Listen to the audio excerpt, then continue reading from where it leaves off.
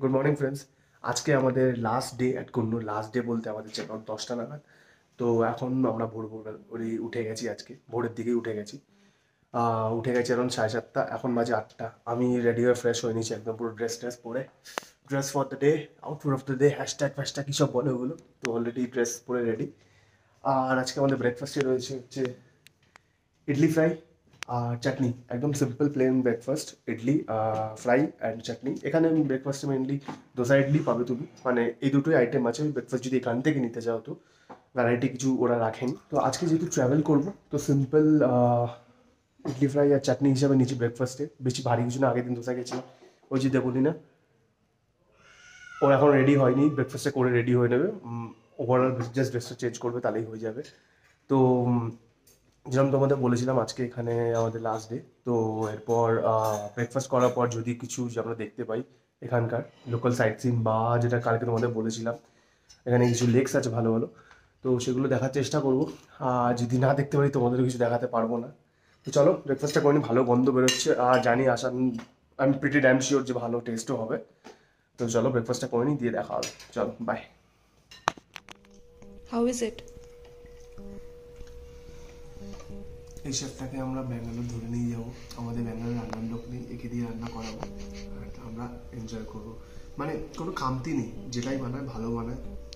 চাটনিটা তো পুরো বিধাননগরের চাটনি, যেটা আমি দোসার দোকান যেটা আমার বেস্ট লাগে সেরকমই চাটনিটা। ইডলি ফ্রাইটাও দারুণ। কলকাতায় যখন চাকরি করতাম তখন আমাদের ইউনিটেক বা এখন যেটাকে ইনফোস্পেস বলে, সেই বিল্ডিং এরিয়ার বাইরে, গেট টুর বাইরে একটা ইডলির দোকান ছিল। সেখানে ওরা ইডলি ফ্রাই বানাতো, মানে 30 টাকা এক প্লেট দিত। আমি যখনকার কথা বলছি তখন হয়তো 2014-15 তখনকার কথা বলছি, মানে প্রায় 8-9 বছর আগে। তো ওই যে সকাল সকাল, স্পেশালি শীতের সকাল, অনেক সময় ভোরবেলায় অফিস থাকতো, গিয়ে ওই গরম গরম ইডলিটা যখন 8টা সাড়ে 8টার সময় খেতাম, ওই ভাইবটা আমার খুব ইচ্ছে ছিল যে এখানে এসেও পাই।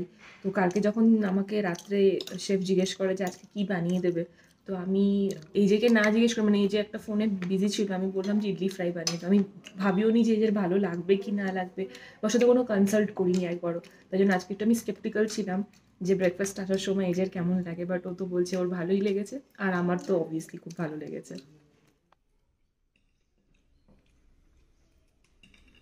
হাই গাইস, তো রেডি হয়ে ব্যাগ প্যাক করে আর আমাদের গাড়িতে সব লাগেজ লোড করে এখন আমরা বেরিয়ে পড়ছি। ল্যান্ডলিকে খুব মিস করব, আর আমি তো চাইছি যাতে আবারও যেন আসতে পারি, আর আবারও যেন আসলে এখানেই উঠতে পারি, সেই চেষ্টাই থাকবে আমার। তো একটুখানি খুব ইমোশনাল লাগছে। তো ল্যান্ডলিকে বাই করছি, আর চলো দেখা যাক কোথায় যেতে পারি এখন। ব্যাঙ্গালোর যাওয়ার আগে যদি কোনো স্পট দেখতে পারি, তো চলো সাথে থাকো।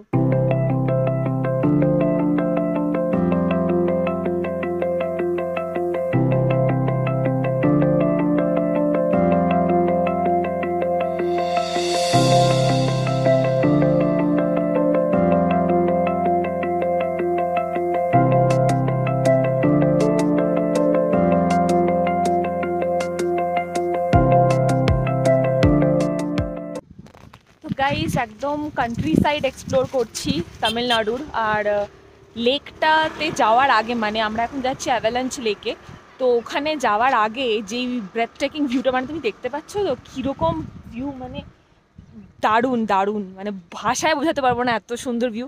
মানে নর্মালি আমি গাড়ি থেকে নামি না, তো আজকে আমি এখন বললাম যে প্লিজ প্লিজ গাড়িটা স্টপ কর, আমি যেন নেমে একটুখানি দেখতে পারি। তো তোমাদেরও দেখাচ্ছি কি সুন্দর ভিউ, দেখো।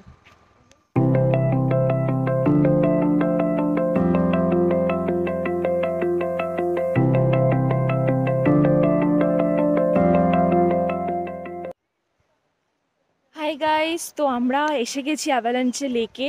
তো আমাদের ম্যাপে তো দেখাচ্ছিল যে লেকের মানে ভিউ পয়েন্টটা এসে গেছিলো, কিন্তু অ্যাকচুয়ালি এন্ট্রিটা আরও ওখান থেকে 2.5-3 কিলোমিটার ভেতরে। ওইখানে হচ্ছে লেক, আর আমাদের গাড়ি হচ্ছে ওইখানটাতে পার্ক করা।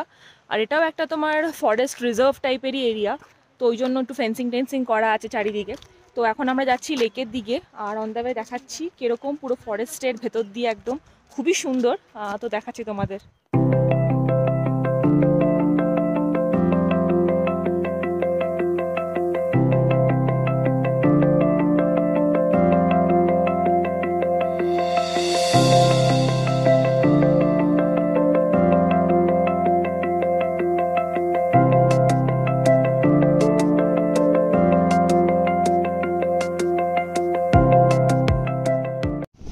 গাইজ এই যে স্রোতটা রয়েছে মানে প্রায় বলতে পারো আধা কিলোমিটার আমরা হেঁটেই এলাম স্রোতটার পাশে ওই দেখো ওখানে লেকটা জমেছে। তো এখন যেহেতু বর্ষাকাল হয়ে গেছে মানে এখনো শীতকালের দিকে যাচ্ছি আমরা, তো ওই জন্য অত ফ্লো নেই, কিন্তু তাও লেকটা তো পুরো ভরা। আমরা একটু আগেও যাবো, গিয়ে দেখাবো তোমাদেরকে, জাস্ট দেখালাম যে কীভাবে এই ওয়াটার ফ্লোটা কি ওখানে জলটা জমে লেকটা তৈরি হয়েছে।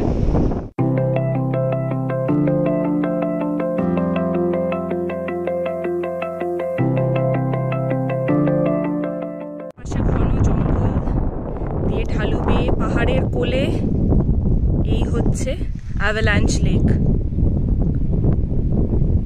অ্যাজ ইউজুয়াল বোঝাতে পারছি না ক্যামেরাতে জাস্টিফাই কতটা করতে পারছি, বাট ব্রেথ টেকিং ভিউ। আর একটু ভয়ও লাগছে কারণ এটা অ্যানিমাল রিজার্ভ, তো তাড়াতাড়ি আমরা এখান থেকে এখন ব্যাক করছি কারণ সেরকম কেউ নেই, দেখতেই পাচ্ছ। তো যেহেতু ওয়াইল্ড এরিয়া তো যখন তখন অ্যানিমালস আসতে পারে। তো অ্যাভালাঞ্চ লেক ঘোরা কমপ্লিট। এখন এসছি লাঞ্চ করতে। আমরা লাঞ্চ করতে জাস্ট এই অ্যাভালাঞ্চ লেকের বাইরেই রয়েছে এরকম হাংরি কিচেন বলে একটা জায়গা, যেখানে বিরিয়ানি, ফ্রাইড রাইস, পরোটা অনেক কিছু পাওয়া যায়। তো আমরা আপাতত একটা চিকেন ফ্রাইড রাইস নিচ্ছি আর পাইনঅ্যাপেল জুস নিচ্ছি। বেশি খাবো না কারণ গাড়ি চালাবো, ঘুম পেয়ে যাবে। দুপুরবেলা খেলে জানো তো একটু ঘুম তো পায় বাঙালির। তো আমি হালকাও খাবো, মানে ওই একটাই জিনিস শেয়ার করে নেবো, আবার জানিও না কেমন হবে কি হবে না, তো ওই জন্য একটাই নিচ্ছি, দুজন শেয়ার করে খাবো। তো এরকম খাওয়ার জায়গা রয়েছে প্রচুর এখানে অ্যাভালাঞ্চের লেকের বাইরেই। এখানে হাংরি কিচেন, এখানে একটা ছোটো আউটলেটও রয়েছে এখানে।